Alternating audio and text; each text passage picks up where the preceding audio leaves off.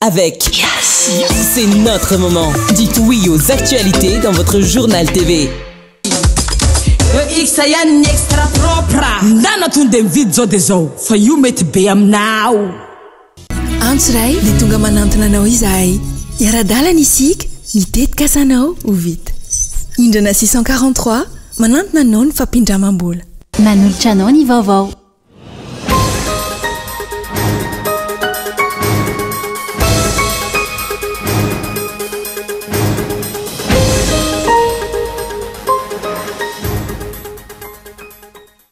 Tarbato vilambava ny fanjakana amin'izao fotoana izao. Izay no azo miezana amin'ny fihetsiky mpitondra izay milaza fa sarotiny amin'ny tantara sy ny kolotsaina kanefa miroso amin'ny asa sy ny fomba fihetsika mifanohitra amin'izay. Fanontaniana efatra no mila valian'ny mpitondra sy hitondrany fanazavana taorian'ny fahavitan'ny fivorian'ny COI sy ny fandraisana ny filoha frantsay teto amintsika ho ny filohany antoko malagasy miara-miainga. Isan'izany mitatitra mazava taorian'ny feonany André Rajoelina sy Macron. Tsy mahatakatra mividy hena indrona intelo isan-kerinandro intsony ny ankamaroany ny tokantrano malagasy noho ny fahasahirana nalalina amin'izao fotoana izao. I André Rajoelina izay nilaza fa tsy mitovy ny tarehimarika fandrefesana ny tahany fahantrana iraisam-pirenena sy eto an-toerana. Mpianatra 5 mianadavy amin'ny lycée Manjakandriana nanao voyage d'étude tany Mahajanga no maty an-dranomasina tao Antsahanty omaly. Tamin'ny 3 ora maraina no niala tao Mahajanga ireo razana taorian'ny fanamorana ny antota taratasy sy samihafa. Pikatroka manodidina ny 200 avy amin'ny antoko mpanohitra lehibe ao Côte d'Ivoire no nanan-tanteraka fidinana an-dalambe omaly ho fanoherana ny faniliana ny kandidany tsy ho isa amin'ny mpifaninana amin'ny fividianana filohan'ny pirenena ny antsiprian'izay.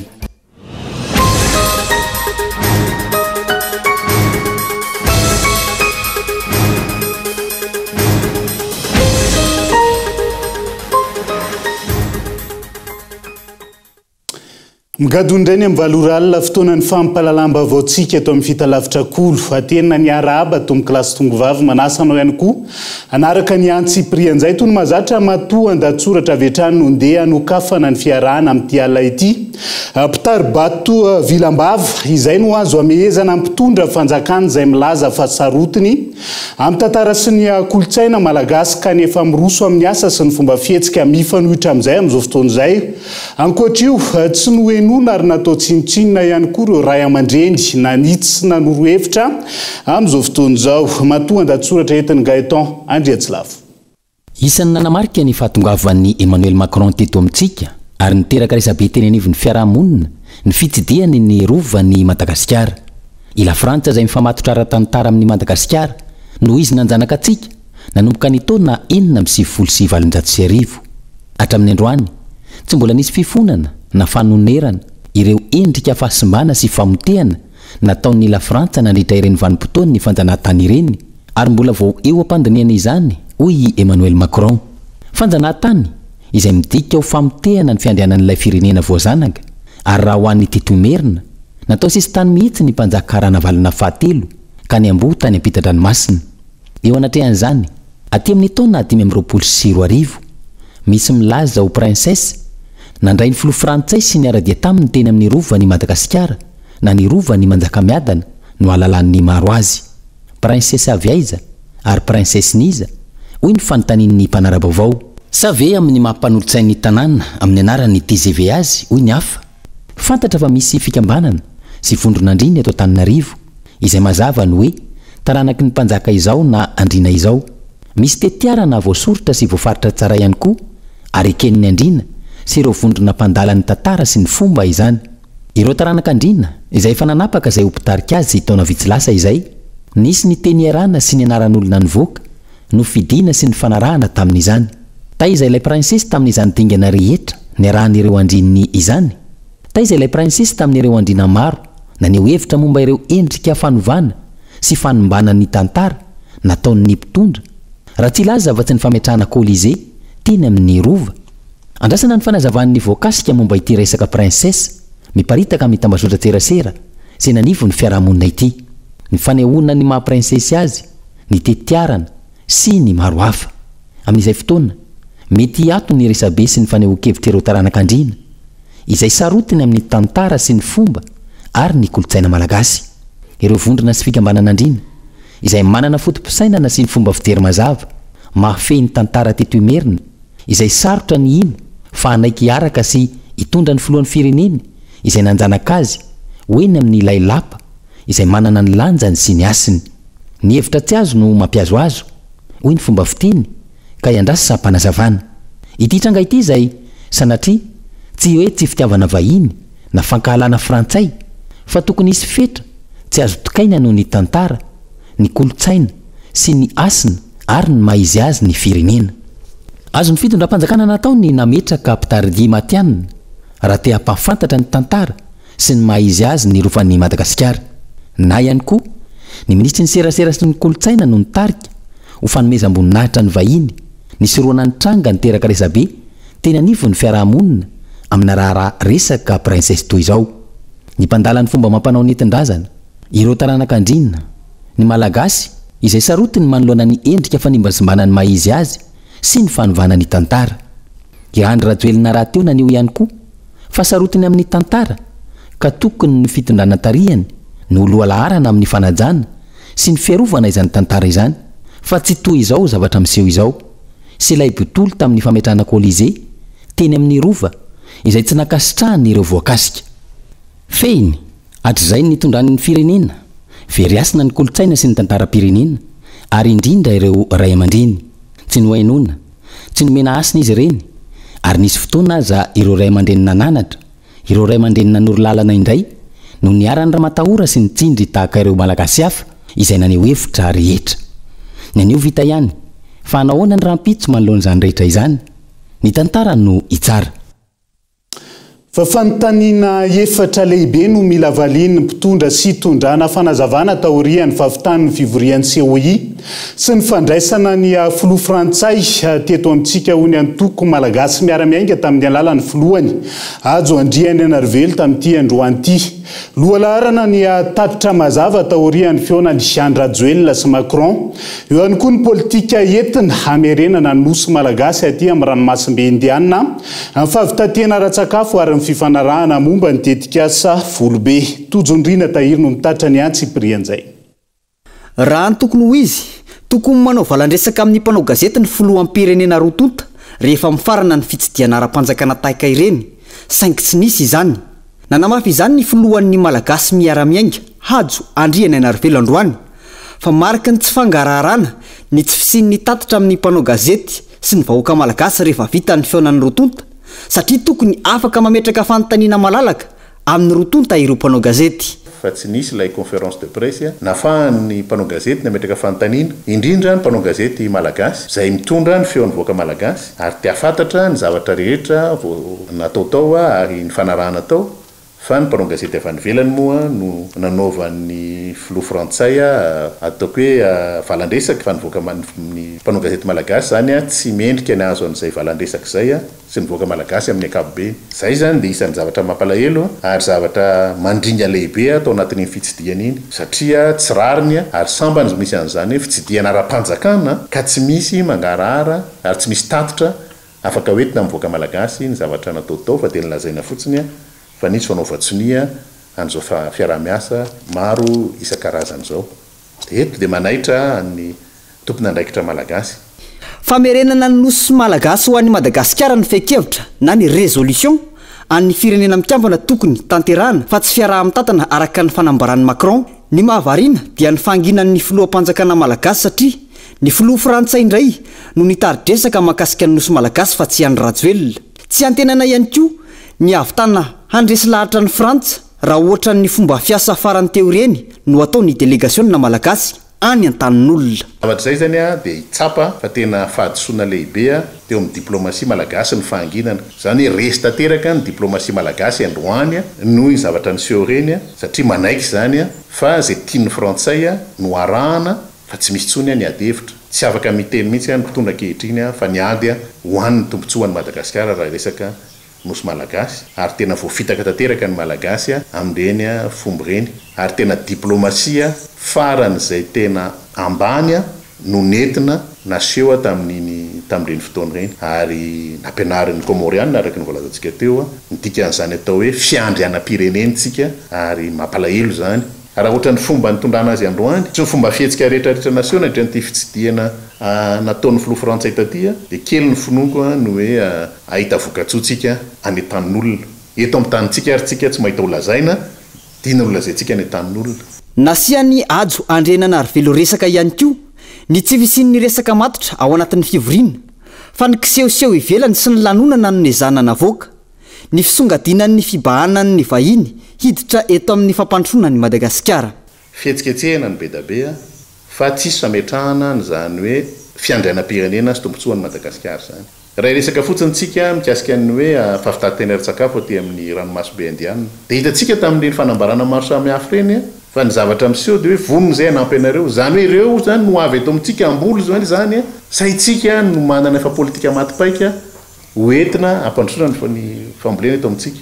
zay eto amin'ny antoko malagasy miaramaigna dia efa nametraka ny ilaina ny ananana loi d'orientation sur l'agriculture dika zany loi d'orientation tokony ho fantatra zany hoe mandritry ny zao taona dia zao aby ny vola olaniny fanjakana malagasy zao ny politika akapobeny hoentina mampandroso ny fambolena eto Madagasikara tsy mety ihany koa ny fomba hitondrana ny famokarana angovo ao anatin'ny tetikasa volobe izay nosiniavin'iny ihany koa ho iatrany iajo andriana arvelo manoloana ny fampiasan'ny mpitondra ny fonds souverain entina anaovana ny tetikasa kanefa ny any Frantsa ny électricité de France na ny EDF no ampiasa volao tokony jirama no atosika ho solotenan'ny fitondrana malagasy ao anatin'ny tetikasa hoy ny fanazavana raha ohatra manambola ny fanjakana malagasy satria zany fonds souverain malagasy zany vola ny fanjakana malagasy ihany dia randrariny sinitsiny dia tokony raha manambola ary tokony hiditra ao anatin'ilay petrabola dia tokony ny jirama no misolotena ny Madagasikara ny malagasy ao anatiny eo satria ny jirama no iara-iasa ary andray an'io fotodrafitrasa io anyerina any rehefa vita ny fanarahana rehetrarehetra kararany sitsiny raha dia manomboka ilay tetikasa dia ny teknisianina ny orinasa jirama dia isany misera sy manana petrabola ao dia iady zany mba andehanan'io tetikasa io araka ny tokony ho izy mba ho tombontsoan'ny Madagasikara rapitso ravakapitso ireo rehetra ireo no ilana fanazavana mazava avy amin'ny mpitondra sy ireo tompona andraikitra avokoa mba hanaporofona fa mangarara ny fitantanana ity firenena ity atreto miandry tenenina foana mpitondra vao mihetsika na rehefa tsy misy mandonda tabatra dia avelan'ny veranjavony ihany tsy maintsy mamokatra isika ahafahana manatsara ny fari-piainam-ponina ho hitahina Razafonjoelina ranona ny eo ny heviny ihany koa tamin'ity androan'ity no amafisy ny famahanitra ny malagasy tsy araka ny faneho-kevitra nataony Andry Rajoelina tao amin'ny Aindro amanjery vahiny ray fanadidina makasika izay entin'ny Gaëtan Andry Atsilavo azo atao ny manova sy manatsara raha ireny ezaka natao ho an'ny fandraisam-bahiny teto amintsika ireny no jerena hoy ny firaisan-kinany ity tanindrazana nanambara ihany koa ity farany famahanitra ny malagasy tsy araka ny faneho-kevitra nataony Andry Rajoelina tao amin'ny Aino amanjery vahiny manoloana izany tsy maintsy mamokatra isika ary atsaraina ireo fotodrafitrasa fototra rehetra mahandry tsika lafo be jereo fotsiny tahany vidin'ny vola vahiny jereo fitotonganan'ny ariary na tiana na tsy tiana tsy maintsy mamokatra tsika tsy maintsy mamokatra tsika vao afaka mabidina an'io ahafahana mamokatra tsy maintsy vita ireo ataoko hoe infrastructure de base ahafahan'ny olona mamezivezy vokatra fa raha tsy antsika hanafatra tsika ve dia ho firenena mpanafatra professionnel no asantsika zao tsika dia faly be na azo le partenariat université vahiny mety hoe hipetraka eto le université vahiny toa izy hoe ireo manam-pahaizana malagasy moa ve zany tena ratsy mihitsy tena tsy mahatoky mihitsy ve tsika fa mahay ny malagasy zay aloha dia manisa misehatra amin'ny raisam-pirenena dia tsisy tsy miaiky ny fahaiza malagasy amin'ny sehatra iainanay amin'ny lafiny professionnel dia tsika ndray ve tsy atokony atsika zany fa ay teneniko hoe hita be tamin'iny zany hoe betsaka ny azo atao betsaka ny atsaraina fa maninona le izy raha mba tohizana maninona ny délestage raha mba tohizana ohatr'izao hoe mba tsy misy mihitsy aloha nandritra zay fandalovana izay tsika ve dia mieritreritra na fenina le izy dia tsy ho hitan'ireny vahiny ireny mahalala vaovao reny ny ambasady maso ivoany eto tsy maintsy mampitany aminy ankoatr'izay tokony alalahana ny fahafahan'ny malagasy mandrara ary amoraina ny fahafahana misehatra amin'ireo nosy sy manodidina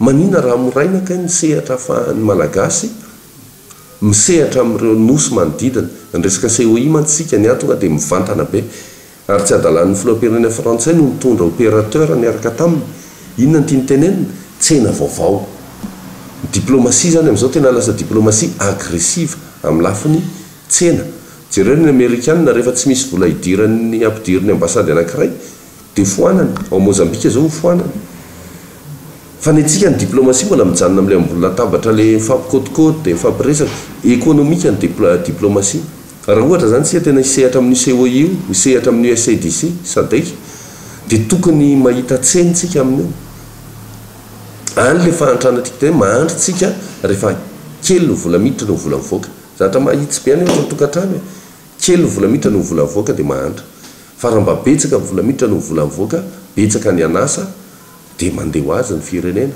mandroso raha ny lafin'ny lalàna tsy misy ady hevitra intsony fa antsika ireo nosy malagasy saingy politika no atao ka mazava ho azy fa tsy hamela ireo nosy ireo fotsiny amin'izao ny frantsay antony nila zany fa mety hisy ny fiaraha-mitantana na ahoana fomba fijery fampandrosoana no ilaina ao anatin'izany amiko sy rehefa fandrosoana dia mety fa le izy mijanona fotsiny hoe tsy nyresahana satria nisy fotoana izy io nyresahana dia nisy an'le commission dia mivorondre mandeha le commission dia tsisy toy antsony tany apita dia zao zany mba mitoy amin'ny fahatelopolo volana jiona angamba izay any Paris ny fandiniana azy io rehefa mandroso dia arabaina foana tsika tsy izay le teneniko hoe maso amin'ny firenena ny jerevantsika ary zay mahampanao politika atsika fa tsy hoe faly anenjika na anao inona fa ny azy zay niverenako fotsiny hoe raha nahita vahaolana tsika nydran'izay fandalovan'ireo vahin'ireo na adio taninarivo arabaina mihitsy fa mba hatenaina hoe ohatr'izay foana zao atsirabe zao tsy nandalo tany rareo dia vitapaka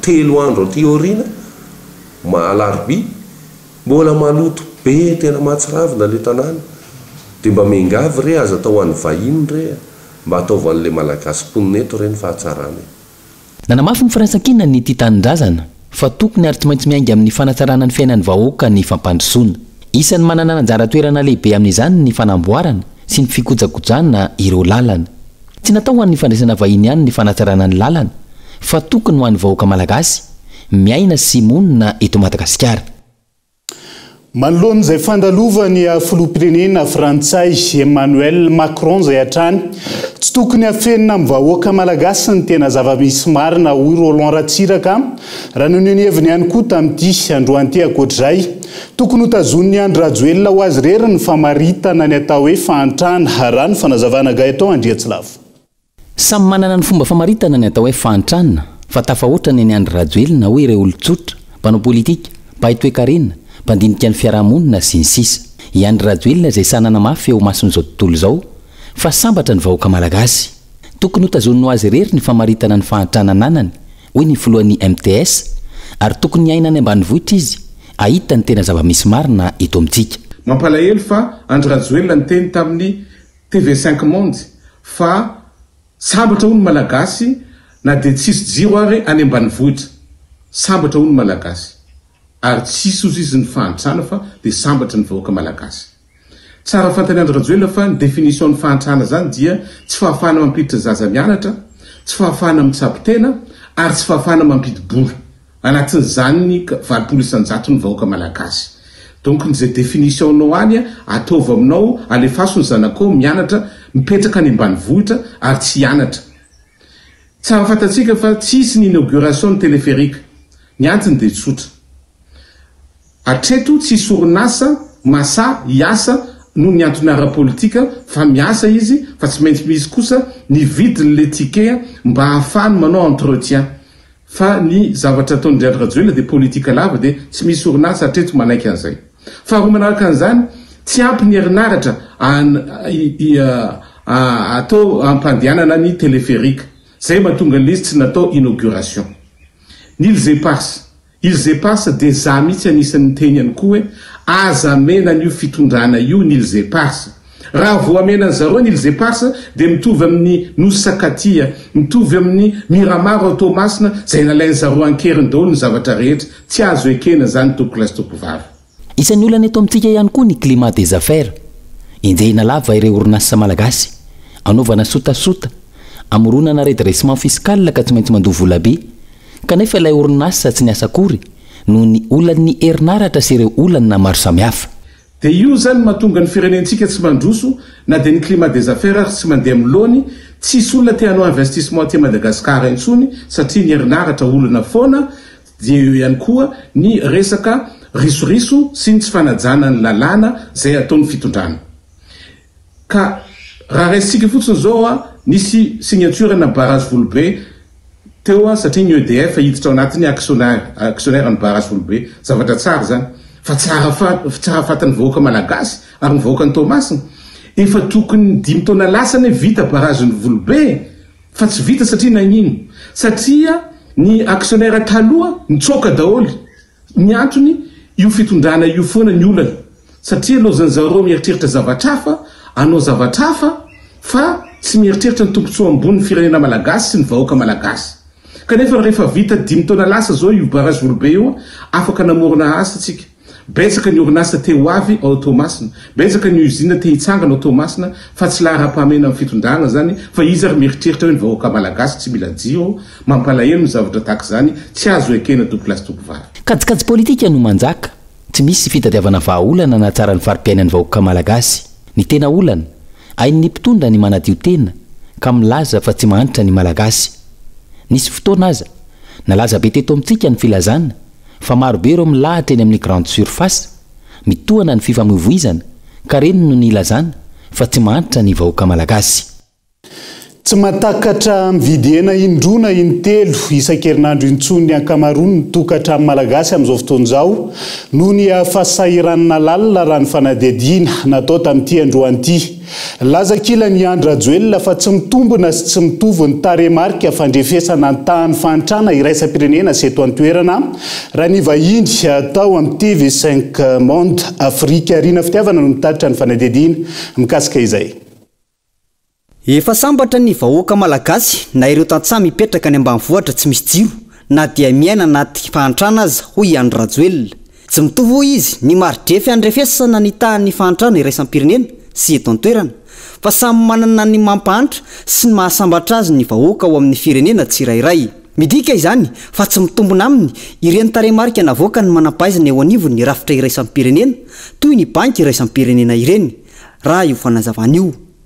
Mahantra nefa ny malagasy ary tena mahantra. Tsy takatra intsony na dia ny vidikena azy. Nanambara ireo mpivarokena izay nanaovana fanadihadiana fa ny hena ny fanjifan'ny olona hena amin'izao fotoana noho ny fahasairanana lalina mianjady ny isa-tokantrano. Raha nalafo 70 ka hatramin'ny 70 kilao isan'andro izy ireo teo aloha. Zara raha mahalafo 70 kilao izy ankehitriny. Taloha izao valeur céréale un kilao, zao izay efa 2 alina. Miaina kely mpividy amin'izao. Miaina izy amin'izao hitanao ihany koa moa le vidim-piainana avy eo efa misarotra. Misy aloha mavidy 2 kilao, misy hitanao hoe atsasa fefany 2 arivo 3 arivo. Nefa ny taloha no lefa mazaka 2 kilao 3 kilao amin'izao efa tsy hitantsony.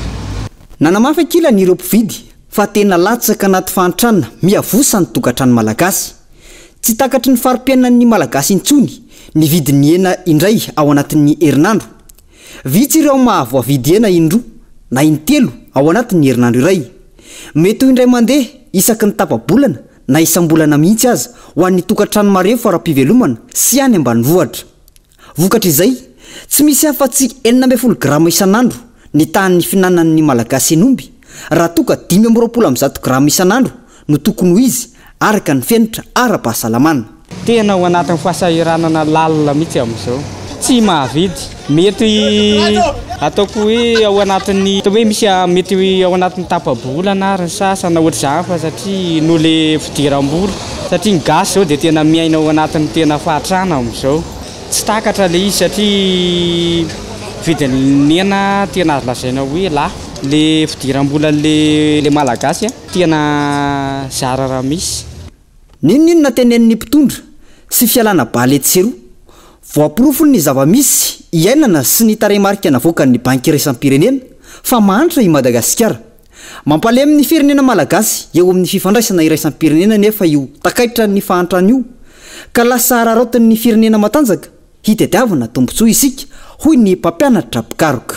Ary nizany ny firenena amin'ny teny antsika hoe namana akaiky atsika mijery atsika tadiofa ireo firenena ireo a mijery ny tombotsoany ihany koa aloha mahafantatra izy hoe ao anatiny ataontsika hoe toerana anankiray a mampiseho fahalemeny Madagasikara noho izay fahantrany zay a ary ireny firenena lehibe ireny a manararoatra raha zay ny tenenana azy a izay fahatrany Madagasikara zay a mba atonga azy a ametraka hoe ity ny zavatra tokony ho atao a ary mahatonga antsika malagasy koa indraindray a matahotra kely a ny tena mitaky a ny zavatra mety hoe ozoa ananantsika amin'ny mahafirenena atsika.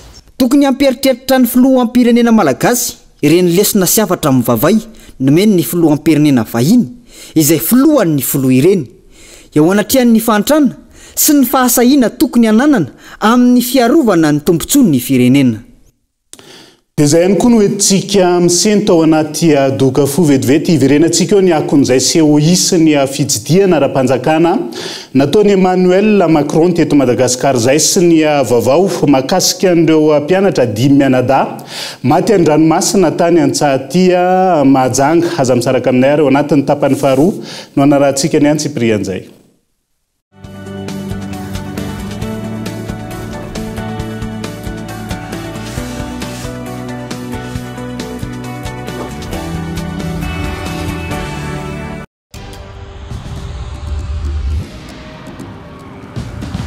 Tsika miara-miketrika ilay ho avy mamiratra,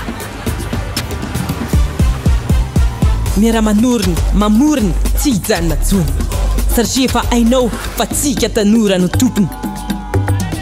Ndao ifandray hitady inspiraka vaovao hanoratra ilay pejy vaovao mety amintsika. Afaka mamorina maneho ny maizy atsika efa aty amintsika zao ny baolina. Tsisy anakantsika satria isika iray mifandray miara-manokatra lalana vaovao ka tonga le fotoana zao dia zao ndao falera Thelma miova o yes.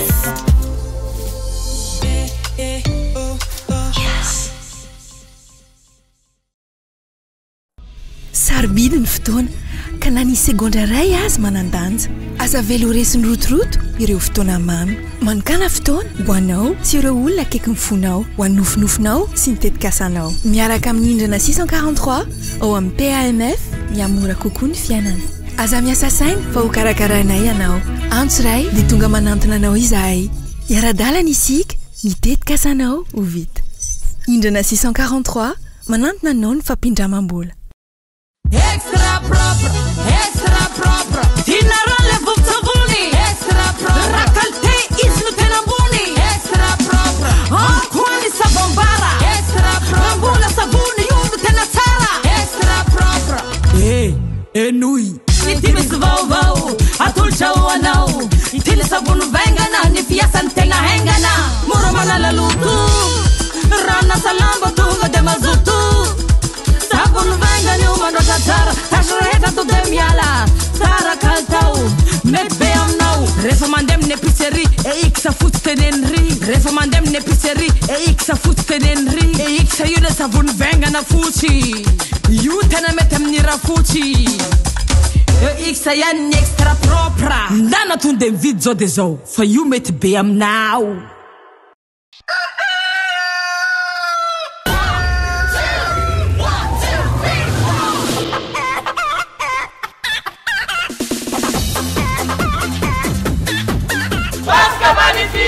Chez Cosmos, 14 avril au 11 mai, prix cassé jusqu'à 35% sur certains produits. Des remises allant jusqu'à 1 400 000 arias. Cosmos, c'est électroménager, ameublement, audiovisuel, téléphonie, décoration, moto, tuk-tuk, outillage et plusieurs autres encore. Jusqu'à 1 400 000 arias de remises sur certains produits. 14 avril au 11 mai, chez Cosmos. Cosmos, votre partenaire de confiance. Manana nofinofe ianao eto izahay hanatanteraka azy reharehanay eto amin'ny Braid Madagasikara Banque Populaire ny mampahomby isan'andro ny tetikasan'ireo mpanjifa telo etsy manerana ny nosy na aiza manohana anao hatrany izahay andao ary iara hanandratra amin'ny fikasanao. Bred Madagascar à Banque Populaire, là où vos ambitions rayonnent.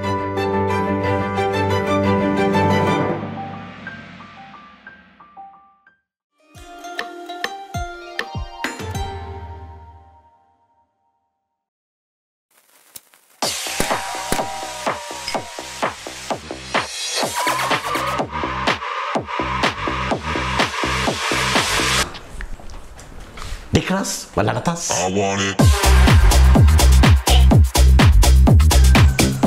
Lunette, du vite.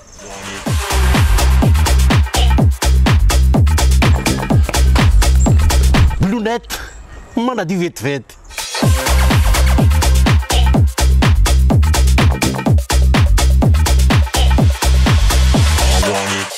Déclasse, m'en a la tasse. Lunette, m'en a du vite.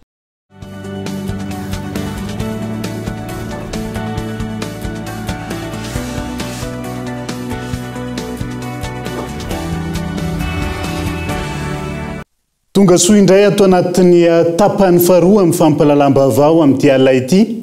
Lasa ny vahiny miverina sady amin'ny fiainana andavanandro ny ponina raha ny eto andrenivohitra amin'izao fotoana izao.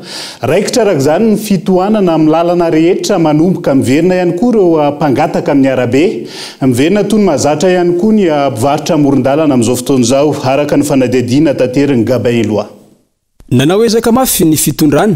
Nanao ny antso zavatra nanafina ny fahantrany ny malagasy. Ny lamina tsy nahitana mpivarotra ny sisin-dalana teto Antananarivo renivohitra ny fiandohan'ny herinandro. Ho fitsenana ny fahatongavan'ny vahiny avy any ivelany, nandeha ny fanadiovana, natokana ho andro tsy fiasana ny alarobia teo, hisorohana amin'ny mety isian'ny fitohanana ara-pifamoivoizana. Vita ny fivoriana, lasa ny vahiny, miverina amin'ny tena fiainany ny vahoaka eto amintsika amin'izao.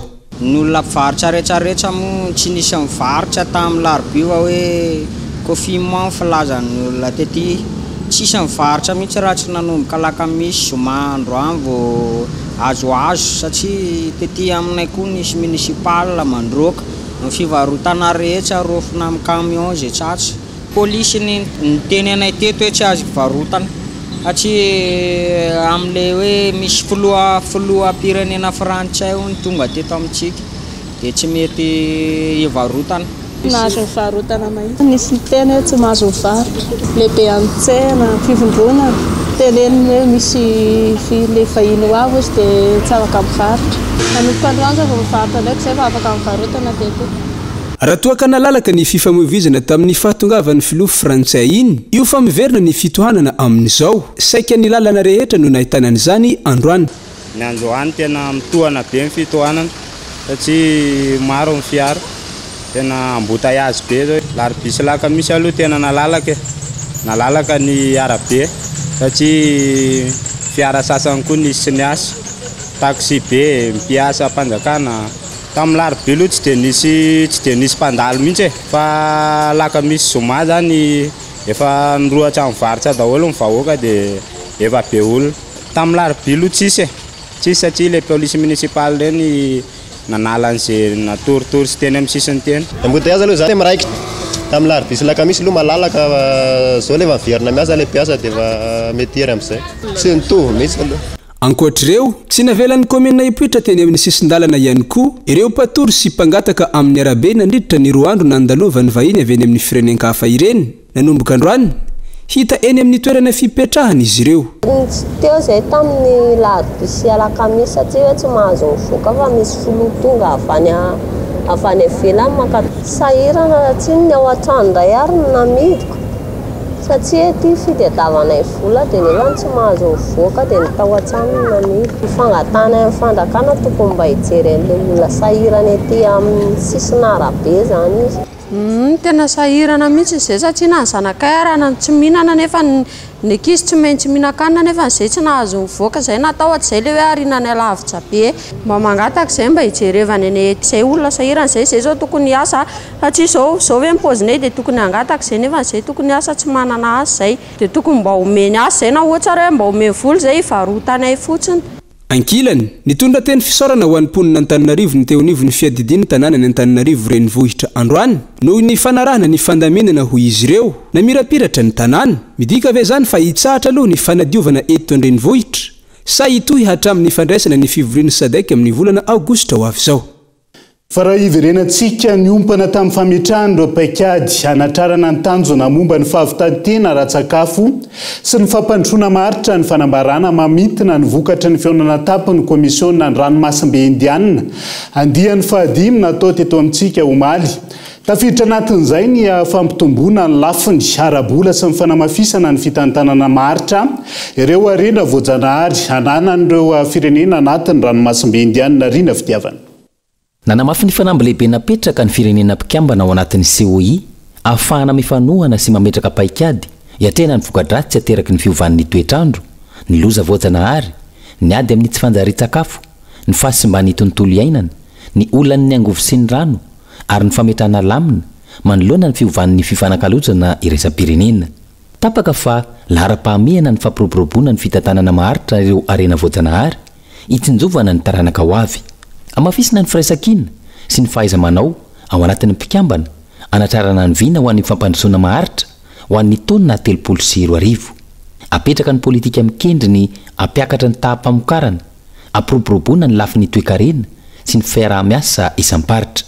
Ny vohitra tao anatiny ity fintin'ny fiaonana tao anatin'ny COI ity ihany koa ny fampanajana ny filaminana sy ny fitoniana apiroboroboana ny kolotsain'ny demokrasia ao anatin'ny fanajana ny fiandrianam-pirenena ny firenena tsirairay avy. Nisy ireo tolo-kevitra amin'ny fanatrarana ny fahavitantena sy ny fanjary-tsakafo eo anivon'ny ranomasimbe indianina. Atsaraina ny fotodrafitrasa-pamokarana, amafisina ny fanofanana ireo mpisehatra ara-pambolena, ampitomboana ny vokatra sy ny ara-kalitao, fampitomboana ny famatsim-bola eo amin'ny lafin'ny fanabeazana, fahasalamana, ady amin'ny tsy fanjary-tsakafo ary ny fampandrosoana ny rafitra ara-tsakafo, amafisina ny ezaka fanohanana eo amin'ny sehatry ny fiarovana ny faritra ny masina. Lafomba vao hafa ny tanterana tao amin'ny lapan'ny faritra Atsimo andrefana ny maraina teo ny atrikasa manokana nanamafisana ny fampahafantarana sy fifanankalozam-baovao mikasika ny tetikasa Basy Toliara tamin'ireo solitena mpanjakana teo anivon'ireo komuna efatra voakasika mivanta ny tetikasa ao amin'ny distrika ny Toliara faharoa. Nandray anjara tamin'io atrikasa io ireo be ny tanàna lehibe ny boriboritany ny sefim-pokotany izay notarian'ny governoran'ny faritra Atsimo andrefana sy lehibe ny distrika ny Toliara faharoa ny antsiprian'izay. Ny ombokevitra ireto solitena mpanjakana enanivon'ny komina efatra voakasika mivantana amin'ny tetikasa Basy Toliara ireto fa hiarahentana amin'ny fampandehanana ny asa hataon'ity kompania lehibe ity taorian'ny fanampim-panazavana no entin'ireo tompon'andraikitra avy ao amin'ny orinasa Basy Toliara.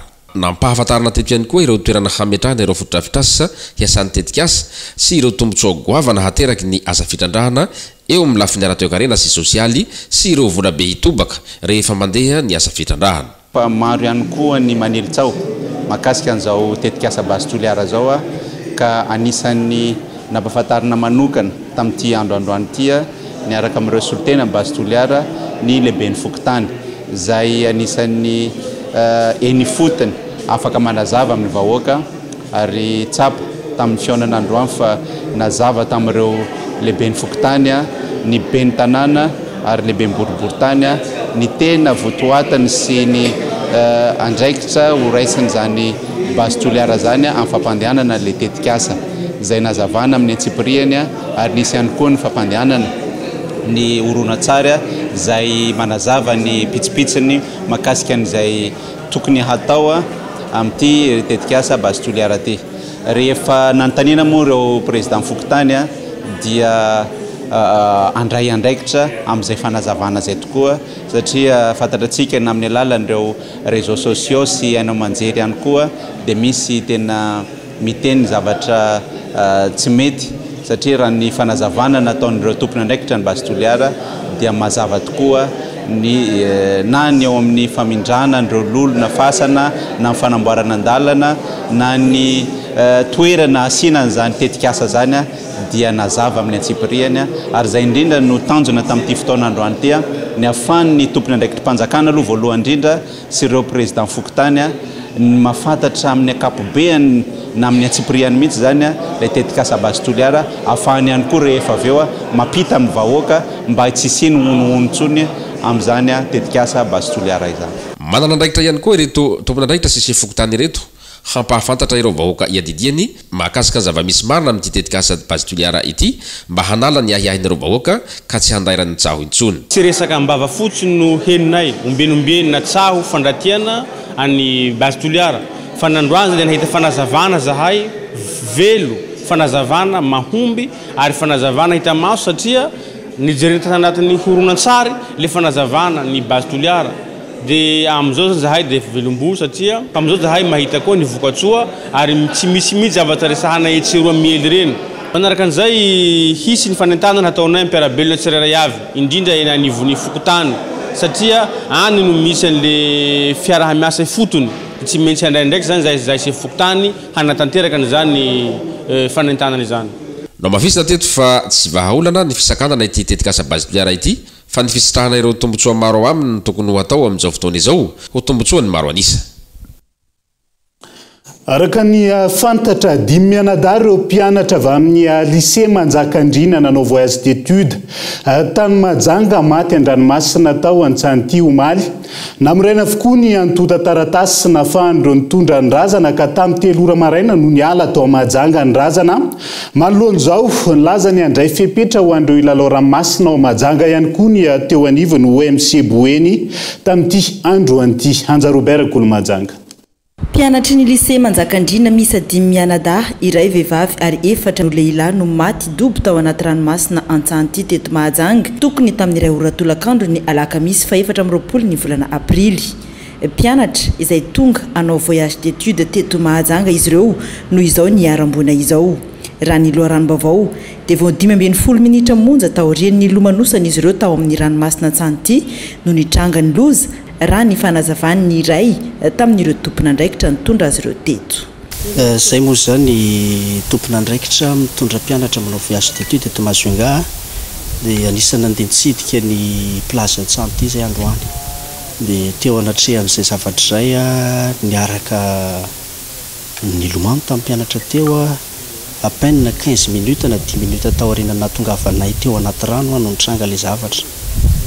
Le ankizy zany ohatry ny hoe nahazo an'ilay rano dia nisy côté nandanany dia misy rano ohatry ny hoe sitona anazy dia tafiditra anaty lalina izy dia nifampisitona nifamonjy dia izay ny tena nahatonga an'ilay fahafatesan'ireo zaza ireo efa fonjena tamin'ny hôpitaly ihany moa saingy indrisy fa izay koa angamba ny fandaminana tsy afitra tsony 5 ny ray moa afitra somatsara. Manodidina tamin'iray angamba satria tamin'ny 12 sasany teo zay ny tonga dia mbola nandamindamina kely mbola nakatoerana zay vao nandeha teny amin'ny rano tokony ho tamin'iray teo. Délégation izay tompon'andraikitra eo amin'ny 9 eo ny mpianatra entinay sy 10 mahery. Manodidina ny 4 5 ary 9 taona eo avokoa ireo mpianatra ireo ary classe première sy terminale. Manoloana ny loza dia maneho ny heviny gouvernora ny faritra Boeny izay miantefa tanteraka amin'ireo rehetra manana fikasana hiala sasatra sy ilalao ranomasina eto Mahajanga.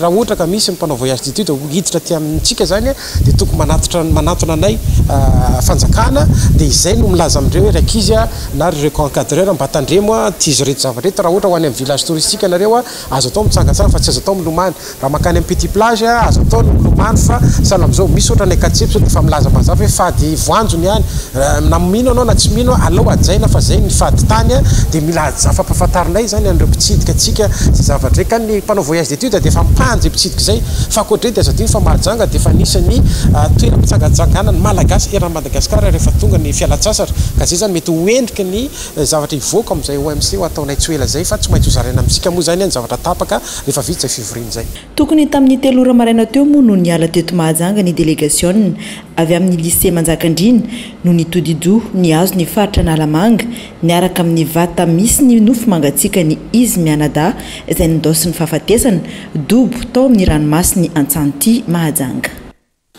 fa manome fatrandro ireo ministera voakasika andinika sy amany olany fandraisana azy ireo mpiasa-panjakana sy ny fandinihan'ilay volavolan-dalàna momizay ihany koa amin'izao fotoana ny mpianatra na vita fianarana teo anivon'ny UNS Antananarivo efa ndoalika ny ranombaro izy ireo ka iroso amin'ny fitokonana fahobe ireo mpianatra ny talata ho avy izao raha tsy misy ny vahaolana matitra roso ny fanjakana eo anatrehan'izay Daniela Minarso.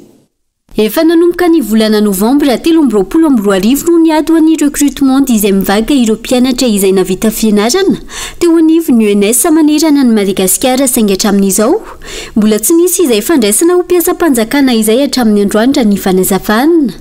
Ny LFI 2024 izay nahitana poste budgétaire teo anivon'ny ministera ny fanabeazam-pirenena saingy fona izany rehefa tonga ny LFR no nifisin'ilay redressement avy amin'ny banky iraisam-pirenena. Ny volana novambra 2024 namoaka ny teo anivon'ny ministera ny toe-karena sy ny fitantanam-bola fa nanana poste budgétaire 530 ny teo anivon'ny fanabeazam-pirenena saingy hatramin'izao mbola tsy fantatra ihany koa ny nampiasaina na mbola ampiasaina io poste budgétaire io raha ny fanazavana hatrany. Malon'izany, mitaky ny amoana tsy misy atakandro ny notification de recrutement 2025 miaraka amin'ny avis de recrutement avy amin'ny ministera ny toe-karena sy ny fitantanam-bola makany amin'ny ministera ny fanabeazam-pirenena fa ihany koa mitaky ny jerena ireo vary mangatsiaka ny taona 2024 ary ny fanohizan'ny ministera voakasika ny fandinihana ilay volavolan-dalàna izay narosony ireto farany taona 2024 izay nolavony teo anivon'ny ministera ny fanabeazam-pirenena ireto mpianatry ny UNS Antananarivo ireto. Va olana maharitra mahana izao olany fitakiana fandraisana ho mpiasa-panjakana izao ny fankatoavany volavolan-dalàna io ho hatrany ireto mpianatry ny UNS Antananarivo ireto. Marary ny fanabeazana eto Madagasikara amin'izao satria maninona ny mpampianatra tsy omena lanja ka rehefa ny mpampianatra ny tsy omena lanja dia izay makarary ilay fampianarana sy fanabeazana nefa ny ministera sy ny fitondram-panjakana dia midradradratra foana ny hoe qualité d'enseignement eto Madagasikara tsy azo an'izay kalitao izay mihitsy isika raha tsy miainga amin'ny fanomezan-danja sy fanomezan-kasina ny mpanabe. Matiantoka ny fanjakana na mpianatra sy na mpiofana ny mpianatra taty amin'ny grandes écoles UNS nandritry ny 3 taona sy ny 5 taona nefa tsy recruten'ny fanjakana akory zahay rehefa avy ao misy mauvaise foi ao anatin'ilay satria hitanay ananana profe olona avy any amina sehatra hafa na atao hoe tsy dia nanara-penitra fiofanana nataony no recruten'ny fanjakana nefa zahay tatya nandaniny andronay antsitrapo tokoa hoe andeha hanompo ny firenena ny fampianarana ny zaza malagasy ao anatin'ny fampianarana sy fanabeazana tsy misitraka an'izay recrutement izay. Raha tsy mivany olana hatramin'ny talata izao izay fotoana nomeny tompon'andraikitry ny ministera ny fanabeazam-pirenena, ny ministera ny fampiofanana ara-teknika sy ny fanofanana arakasa, ny ministera ny fampianarana ambony sy ny fikarohana ara-tsiansa ihany amin'ny ireto mpianatry ny UNS ireto, iroso amin'ny fidinana an-dalambe ireo mpianatra ireo raha ny fanazavana. Raha toka tsy mahafapo ny fiaonanao fa sanatrian'izany hoe famonona afo anay fotsiny hoe tsy hanao hetsika tao anatin'ireny resaka hoe fahatongavan'ny filofrantsay sy ny COI teto amintsika ireny dia tena iroso amin'ny fidinana an-dalambe amin'izay zahay ary tsisy fametranay préavis tsony io na manara-dalàna na tsy manara-dalàna fa tonga dia eny an-dalambe avy hatrany. Amin'ny talata ilay fiaonana mbola zomantsika androany misy ny androany tontolo sabotsy lahady latsinainy manana efatrandro zareo amahana ny olana iainanay ka rehefa tsy mahafapo ilay zavatra tenenina amin'ny talata ny andron'iny talata iny ihany dia efa misy ny hetsika ary mariako fa ny UNS eraka Madagasikara mpianatra nivoaka avy amin'ny UNS miandro recrutement eraka Madagasikara no manao an'io zavatra io. Izay ivina efa nanomboka ny alarobia alakamisy teo ireto mpianatry ny UNS Antananarivo ireto no nikasy tokony saingy ny antso azy ireo ny ministera tompon'andraikitra ka ny lefitra ireto farany no nifandraisana ilay fivoriana tapon'ny voametra ny ranomasimbe indianina teto an-toerana. Lafomba vaoafa vetivety mialohany hidirantsika ao anatin'ny maresaka iraisam-pirenena ho tanterahana ny 20 aprily hatramin'ny 4 meo avy izao ny foire digitale voalohany eto Madagasikara. Entana maherin'ny 3,000 amin'ny vidiny mirary no azo tsifana mandritr'ireo na mafisa mikarakara ny hetsika fa maro ny tombony azo amin'ny foire digitale noho izany tsy voafetra ny fotoana sy ny toerana ihany koa izany hoe azo atao manjifa amin'ny fotoana sy toerana rehetra misy anao fanampanazavana. Manana tombontsoa be loha izy voalohany indrindra ny resaka prix prix zany a mandritry ny foara zany a misy fihenam-bidy raha entana vidinao 1000 ariary a mety ho azonao 500 ariary arakaraky ny remise omen'ny fournisseur sy ny partenaire miaramiasa ny faharoa manarakaraka an'izay efa nyteneny mademoiselle Diamondra teo a ny resaka hoe na firenao metsena dia afaka ataona amin'ny ray maraina na amin'ny 12 atoandro na amin'ny 6 aly satria tsy ianao tsy afaka rakany be oririka amin'ny fotoana io ary hatramin'izay a afaka hitsenana 24 heures sur 24 amin'ny ketrika.com 7 jours sur 7 ny manaraka an'izay koa ny resaka sécurité ana resaka paiement ny sécurité ana paiement zany a izy atao mobile monnaie dia misy sécurité be raha ohatra ianao ka andeha any be orika mbola matahotra amin'ny poketranao ianao hoe misy mpangalatra mpangaro-paosy fa zany rehetrarehetra zany a manampy ny mpanjifa metsena amin'ny ketrika.com dia ny farany a livraison eraky Madagasikara ny livraison a ianao tsy voatery mihetsika any amin'izay fesanao na ny tranao fa afaka terina any aminao ny entana. Dia izay ihany koa no entina miampita ao anatin'ny maresaka iraisam-pirenena vetivety mpikatroka manodidina ny 200 avy amin'ny antoko-panohitra lehibe ao Côte d'Ivoire no nanatanteraka fidinana an-dalambe tao Abidjan ho Mali ho fanoherana ny fanliana ny kandidany Tidjane Thiam tsy ho isan'ny kandida amin'ny fifidianana filohan'ny pirenena ny Oktobra ho avy izao. Faritra maro manodidina ny foibe toeran'ny antoko sy ny fitsarana araka izany no nofehezan'ny mpitandro ny filaminana vao maraina. Manoloana ny fidinana an-dalambe nampitandrina ny gouvernemanta ivoiriana fa tsy manaiky ny fihetsika miendrika fanakorontanana toy izao. Dia izay ihany koa no entina manakatona ny fampahalalam-baovao tamin'ity an'ity naiza misy anao ankasitrahany ianao nanaraka ny fampahalalam-baovao hatramin'ny farany mandrapitafy fa ho amin'ny rapitsondray ary tomboky lasy tongovavy azadimo aoriany izao fampahalalam-baovao izao amin'ny fandaharana ankitspo iresahana ny akony feonana tampony sy ho isy ny fijitiana ara-panjakana nataon'ny filoham-pirenena Emmanuel Macron teto Madagasikara fandaharan'izay anasananao avy hatrany aorian'izao fampahalalam-baovao izao veloma tompoko.